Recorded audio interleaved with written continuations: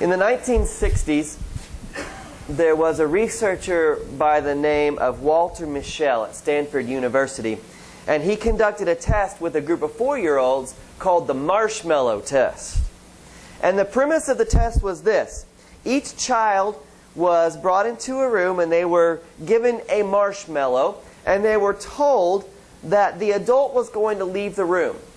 And they could eat that marshmallow right then if they wanted to, or if they waited until the adult came back, they would get another marshmallow. And so I did a little bit of that test on my own. I gave each of our kids a marshmallow as they came in this morning and told them the same things. I want to see, do we have our marshmallows, kiddos? Who still got their marshmallows? If you still got your marshmallow, raise them up and come up here, because I've got another one for you. Anybody else? Maylee, do you have your marshmallow? Or did you eat it? Oh, you ate it! It was too good, wasn't it? Come on up, guys. Don't be bashful. I got another marshmallow for you. Owen and Diego ate theirs also. But Isabella's the only one. Good job, Isabella.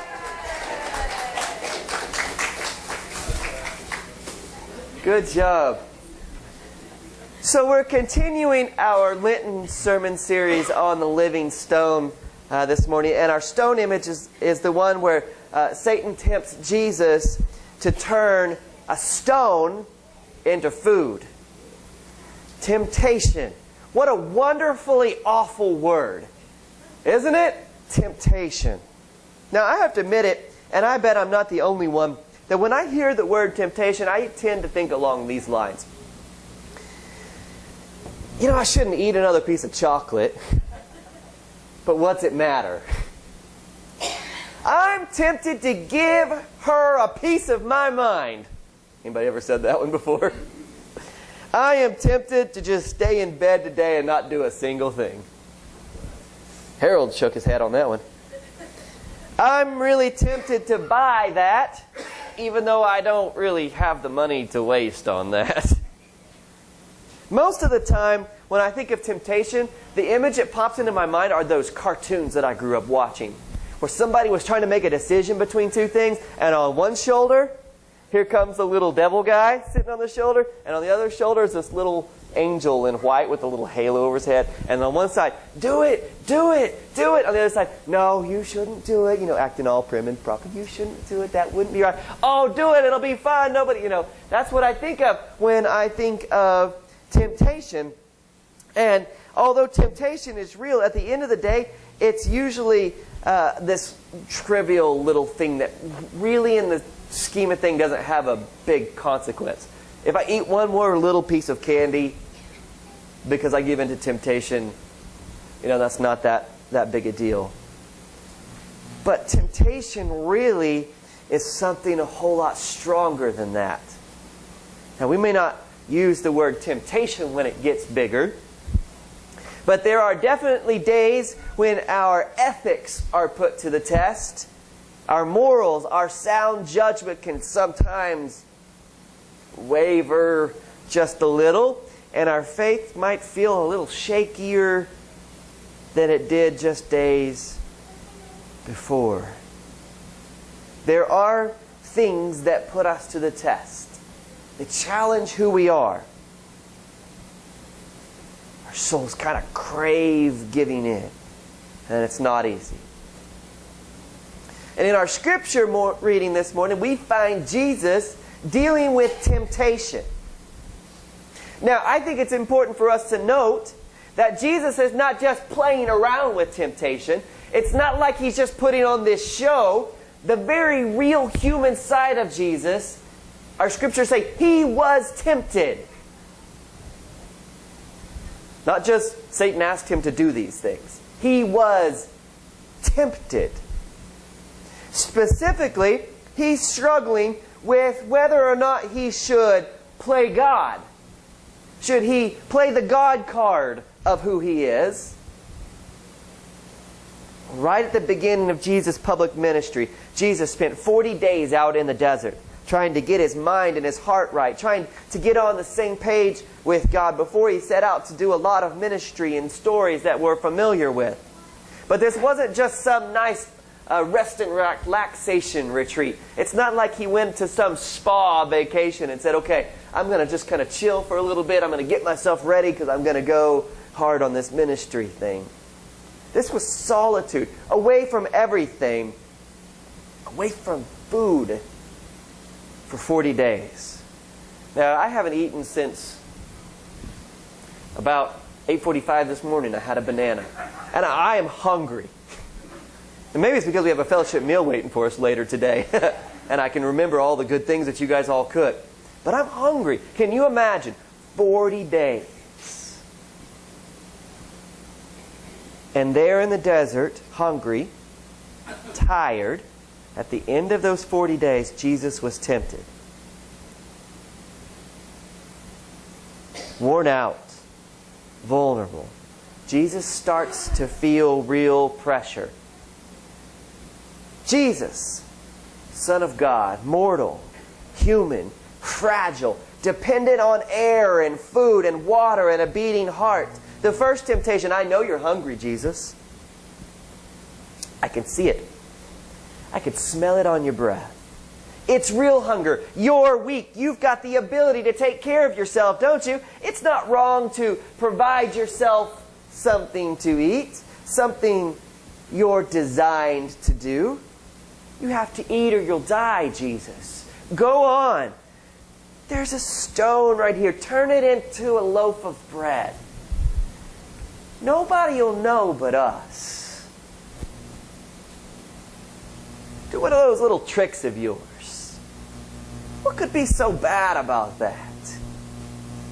If you are the Son of God, command this stone to become a loaf of bread. Ever heard a version of that temptation in your life? You need this.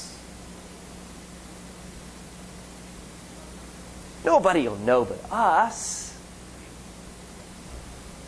I need this new TV because everybody has one. This new car, this bigger house, more money.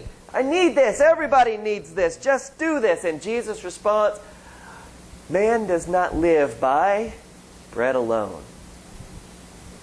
Translation for our day, life is more than just all that material stuff. The conversation doesn't end there. Jesus continues to feel the heat of the day beating down on him. I can offer you something your Father wouldn't. Freedom.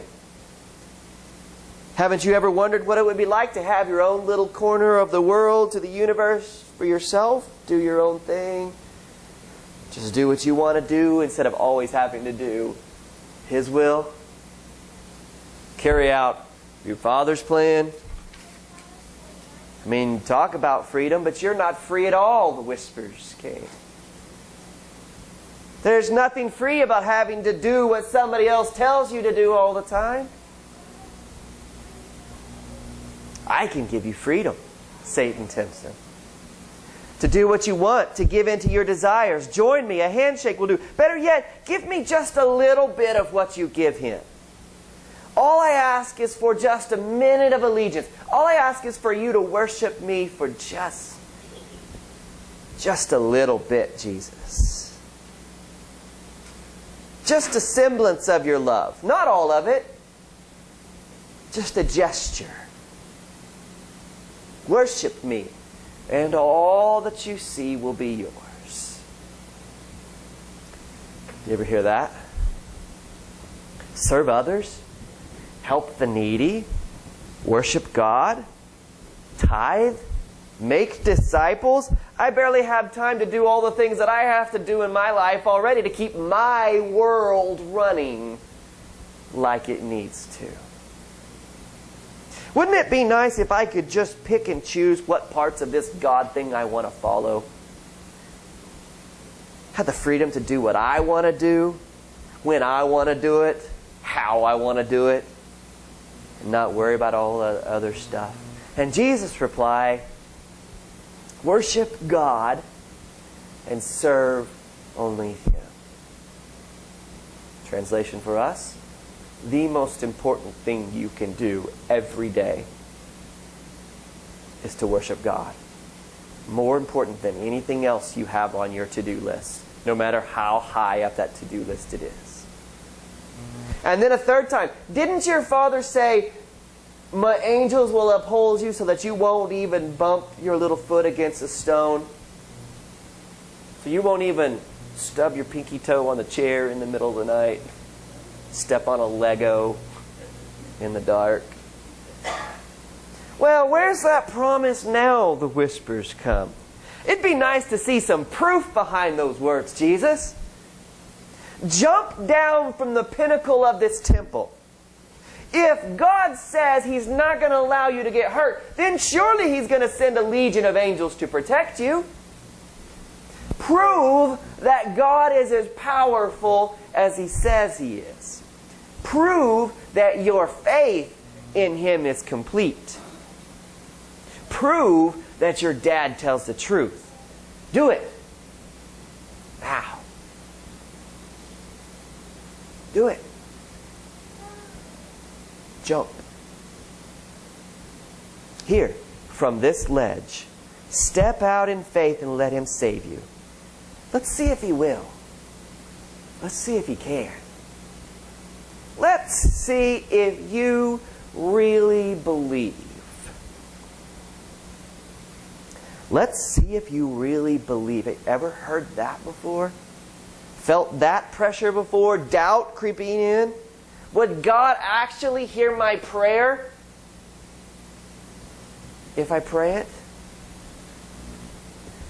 Do I really believe in God if I continue to do this in my life? If I keep giving into this, is my faith real? Does God even really care about what's going on in my life? God, here's the big one, do this for me, and then I will trust you for the rest of my life. Anybody ever said that? You don't have to raise your hand. God, if you'll just do this for me, if you'll just help me out of this situation, then I promise you, the rest of my life is about you. And Jesus replies, do not put the Lord your God to the test. You know, it's a really important part of our journey, and especially in the season of Lent, and as people who call ourselves Christians, to really look at the areas where we struggle, the places where we fall short, the ways we give in, the ways we're tempted, and the ways we fail that challenge. What are some of the biggest struggles, the biggest lies that get told to you in your head, the biggest conflicts that you have to deal with? Not just the small stuff, like should I eat this extra piece of candy, but the big stuff, the human stuff that we face, the stuff that Jesus faced. What does it take for character to stand strong in those times? How does our faith get tested and still come out with a win? I think it's absolutely genius. It might be an understatement to say that about God. But what a fantastic way to save the world. That God would send His Son into the world, not just to be here, but so that God would know exactly what He needs to save us from. Have you ever thought about that? Here's Jesus, 100% divine and 100% human. God in the flesh, who feels very real temptation so that He knows exactly what He's giving His life for us for. The exact struggles that we deal with. There is nothing that you have to deal with that God does not understand. We have to remember who we are and what our morals are, and especially where our faith really sits as a priority in our lives, and continue to work at building that. Jesus, 3 responses. Man does not live on bread alone. Worship the Lord your God and do not put God to the test.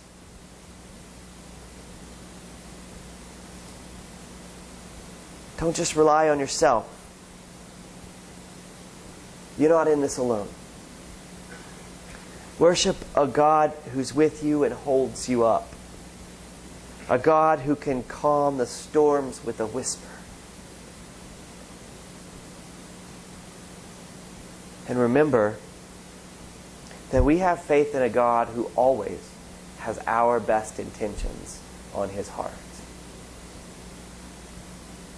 So part of it is that we have to look deep and begin to explore inside ourselves. But there's also a second part. And that is that no matter what you're facing, no matter what you're struggling with, you're not doing it alone. No matter how big the test, no matter how big the problem that you're facing, no matter how big the struggle that you're facing, you're not doing it alone. Jesus felt the stress, the fear, the worry, the pressure of temptation, and He got through it. And the one who has been through it before promises to help you go through it. Isn't it great when you have somebody standing beside you who has been through whatever it is that you're struggling? That thing that you're facing that you're not sure how you're going to make it through, and then you find somebody who has had that exact same struggle before, and they say, you know what? I'm going to be right here with you. I'm going to go to the doctor and sit with you while you do it. There's something comforting about that. The one who has been through anything that you could possibly think about promises to be always with you, to guide you and to hold you and to love you.